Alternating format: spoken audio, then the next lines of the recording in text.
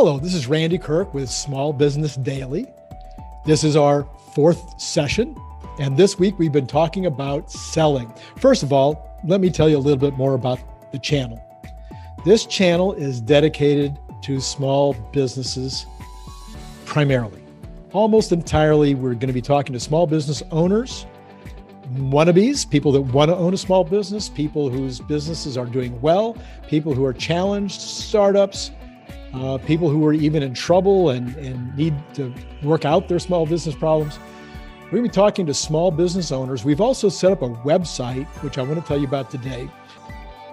The name of the website is freebusinesshelpnow.com. The name of the website is freebusinesshelpnow.com.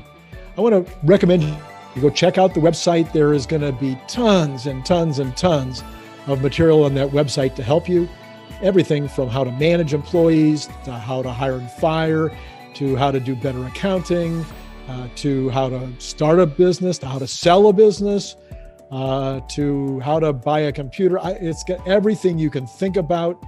All the new social media and marketing stuff is going to be on this website. A lot of it's already up there, but we're going to be adding and adding and adding a lot of excellent ways for you to learn how to improve the quality of your business. And then this channel is designed with the same purpose in mind. We want you to take more money home to your family. We want you to become more successful. We want you to have more time to spend with your family.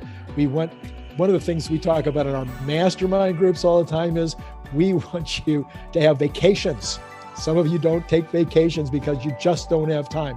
Well, we want you to have vacations. So this channel is dedicated to the idea of making you so successful that you have plenty of income for your family, you have plenty of time for them, and plenty of time for vacations. If that sounds like something that's exciting to you and that would be valuable to you, would you hit the like button? Just hit the like. It's going to help my algorithm. YouTube wants you to hit the like button. And then if you think that the content is something that you want to learn more, you want to get more of, then subscribe. And then if you'd like to be notified when a new video comes up, just hit the notification button. So those are 3 quick things you can do that would be very helpful to me. We've been talking this week about how to sell. It turns out that many, many, many small business owners are not great salespeople. I have worked with about 400 small business people over the last 15 years as a consultant and in my mastermind groups. And I would say that the vast majority of them don't like to sell, don't like to be sold, think that salesmen are slimy or pushy, So this week, I've been trying to convince you small business people that that's just not true. And that your success in business, in small business, is going to be largely dependent upon how good you are at selling. And so we've been talking about what does it take to become a great professional salesperson. And it has nothing to do with being pushy. It has nothing to do with trying to cram things down other people's throat. It has everything to do with caring about your client and wanting to provide them with the best possible solutions to the things that are on their plate right now. What are the things that are keeping them up at night? What are the things that are going to motivate them to do better in the future? So that's what we've been talking about. The first day, we talked about the general concept of what makes a professional salesperson. You might want to go back and check that out. The second day, we talked about enthusiasm, passion, and how it's possible for even someone who doesn't feel very enthusiastic to become much more enthusiastic and become passionate, and why that matters. It matters. Well, I'm just going to say it again. It matters because if you're not enthusiastic about yourself, if you're not passionate about your company, if you're not enthusiastic and passionate about your products and or services that you provide, then there's no way your prospects are going to feel passionate about you or your company or your products. So that was number 2. That was the second day. You can go back and still see that video. And then yesterday, we talked about finding the need and filling it. So if you're going to be a professional salesperson, and being a professional salesperson really basically means you care. People who care, listen. People who care know how to ask the right questions to determine what the real depth of the need is. So that's what we talked about yesterday. We also talked about once you understand and know that need, the individual who the prospect has come to you specifically because they expect you to have the knowledge that they don't. So they're looking for your recommendation. How do you make that recommendation? What's the basis? What's the way that you take the information that you've gleaned from those questions you've asked and turn that into a recommendation for a purchase? So that's what we've been talking about up till today. And what we're going to talk about today is something called the objection. Now, it turns out that even professional salespeople who sometimes forget all of these things that I'm talking about this week, including me, I sometimes forget them too.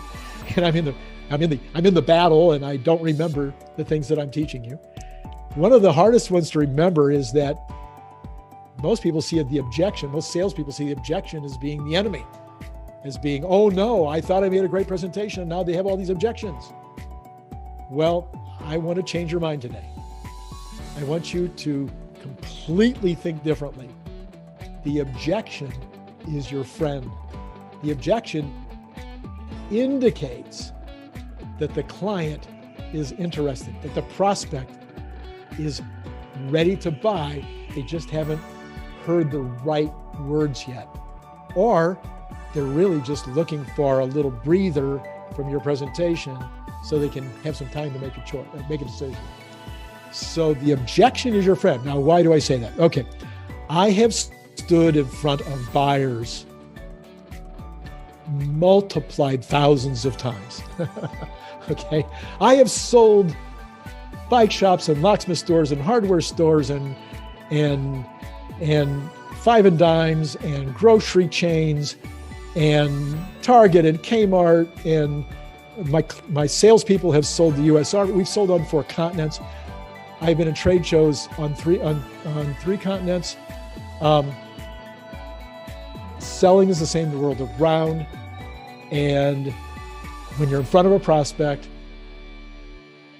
one of the things that you hate to see, if you know what you're doing, one of the things you hate to see is a bunch of nodding. Oh, uh-huh. Oh, uh-huh. Oh, uh-huh. Oh, uh-huh. That generally indicates that they're bored to tears. Now, they may not even do the uh-huh. They might just stand there and look at you.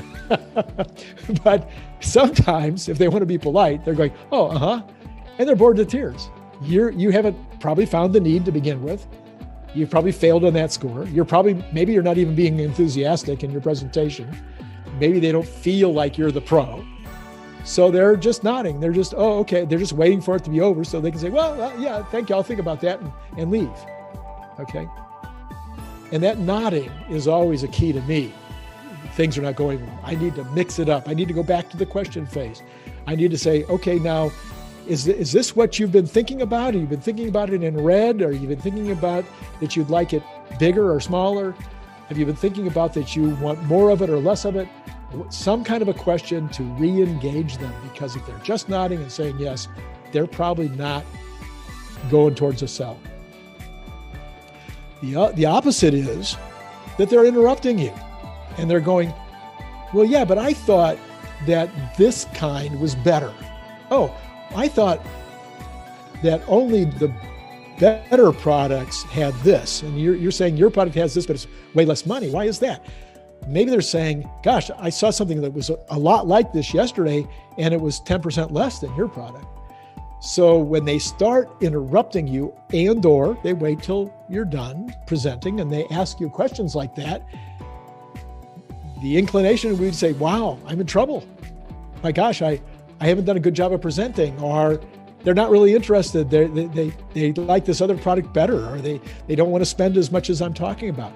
No, what they're saying to you is, I am going to make a purchase. I'm pretty likely to make a purchase in this area. I'm going to buy some goods and service that look a lot like what it is that we're talking about today. I just haven't decided to buy it from you yet, but I like you well enough to dig in and see if we can find out if we're both talking about what I need and what's going to solve my issues. What's going to take care of the needs that I came in here today to take care of. Okay? So what should your response be? Commonly, a problem response is defensive. Many professional salespeople get caught in this trap, And of course, the people that are not as professional, are much more likely to get caught in the trap of being defensive and saying, oh, well, no, our product is just as good as George's, or this other product, or no, we're actually better than them. Are you kidding? We're way better than that. And they become defensive. And this is not a good way to help you complete the sale, so to speak, or show that you're a pro. No, the right answer when the objections come up is to ask more questions. You see, the individual has now told you they're not sure, and they have some questions. They have some issues with regard to where things are. If you ask them more questions, this confirms the fact that you actually care. You're actually interested in them and helping them to solve their need. You're not just interested in selling their product. So when you ask them a question, you're digging deeper. They say, oh, I've seen this. This is the number one objection that everybody fears. Oh, I've seen something almost like this for 10% less. I don't know why I should pay this much for it. You seem like you're in the wrong, your price is wrong. Tell me more about the product that you saw. Help me out there. What about this other product? Can you tell me the brand? Can you tell me some of the features and benefits? Now, this sometimes is going to cause you to find out that they're really doing what we sometimes call a beard. The price is too high is very commonly not a real objection. It's a beard. Now, what's a beard? A beard is, covering up flaws, or it's covering up your face. And what they're trying to do is they're trying to cover up the real objection. The real objection is, I'm not sure yet. I think I want to go look at more stuff. I really need to talk to my spouse. I don't know if I have that much money. I really like it, but I don't even know if I have enough credit. So there's something else going on in their head, and they're throwing out the price is too high as a quick way to kind of slow the conversation down or to stop the conversation. You don't want to slow it down or stop the conversation. What you want to do is dig in. That's why you're going to ask a question. So what is it about the price that you think is too high? Have you seen other products that are exactly like this or better than this that are for a lower price? Or have you seen this product at another store? Help me out here. Give me some more detail about why you think the price is too high. Maybe the individual says, oh, I really wanted this in red. Oh, in fact, I had this entire crazy situation with a Volvo salesman a few years ago. I told him I wanted a red Volvo. I didn't want any other color. He kept calling me back and saying, I've got a white one at this really great price. I'm like, what are you, crazy? I told you I wanted red. I made it as clear as I could possibly be. Well, guess what? Sometimes the client really only wants red. When this guy finally understood it, he found another Volvo dealer in town and traded and got the red car. So if that's really the issue, the person says, hey, look, I really wanted it in red. You've only got it in blue. So then you dig down, you ask more questions. So how important is the red color to you? If it's going to be more expensive to get it in red, if it's going to take 3 weeks to get in red, is that still okay? Or would you take it in another color if you could have it today at a lower price? So you want to dig in, you want to dig down, okay? Sometimes it has to do with branding. Somebody will say, oh, well, I've heard that this other brand is better. All my friends are buying this brand. Then the question is, well, what about that brand do you think it is that's attracting your friends? You want to dig down. They may not know. They may not have a clue why their friends prefer this other brand. You might find out that they're like, well, I really actually don't care what brand they like, but it's just interesting to me that they are talking so much about this other brand. It gives you an opportunity to say, well, listen, you know what? That brand's fine. Those folks do a great job. Never denigrate the competition. Oh yeah, those guys, they're good. But you know what? What we found over time is we pretty much have the same features and benefits as that other brand, but it turns out that we get far less of these back. That's why we like this brand. Or these guys have been in business for a long time. We can trust their guarantee. So by digging in and finding out, is this like a deal killer? Well, they're in your store and you don't carry that brand, so it's probably not a deal killer. So what is it? What's really in their head about this other brand, about their friends liking this other brand. So this is the general idea of how the objection comes up. Do not become defensive, dejected, upset. The objection is your best friend. The objection indicates interest in making a purchase of this kind of product. And now it's up to you to find out the details by asking questions to find out if your product really meets their needs, the very best of any product on the market or any service on the market. And that way it's up to you then to be passionate and enthusiastic enough to explain it and to show them the benefits of your product in each case. So this is handling the objection. It's a biggie. A lot of sales presentations don't cover handling the objection, and a lot of them don't handle it in this way, by asking more questions. A professional always asks more questions. So we want to talk about, again, where can you get more information? Well, you can get more information by going online and typing in, how do I handle objections in the sales call? Handling objections. You can go in and Google it, and you're going to find video after video. You're going to find book after book that deals with handling objections. Now, I'm going to try to sell you my book. So When Friday Isn't Payday has been out for 27 years. It's in the third edition. The third edition was just written about a year and a half ago. It is selling extremely well on Amazon. It was an Amazon #1 bestseller.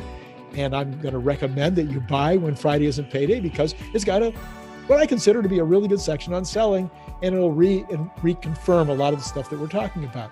In addition, there is a great bibliography in the back that lists a lot of other books on motivation and selling. So you can go find other books there.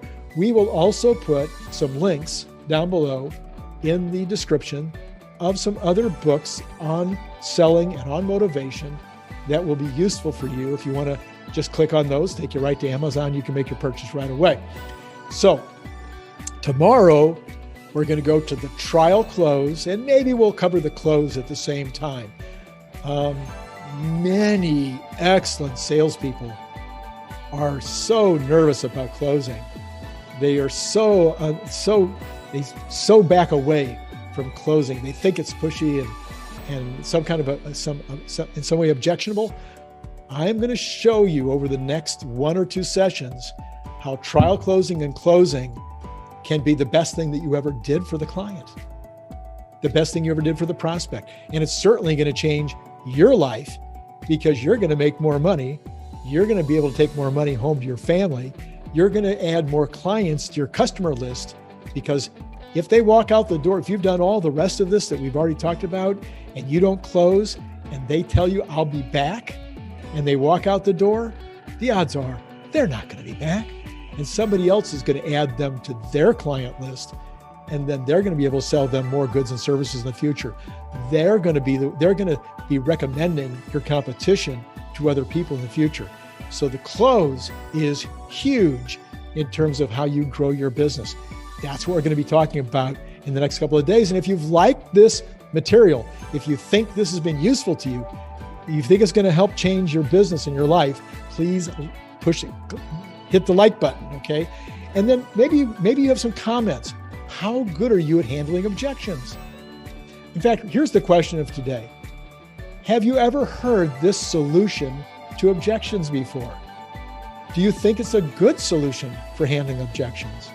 Do you have any questions about handling objections by asking questions? Maybe you could ask those questions on there. I will respond to all of your comments.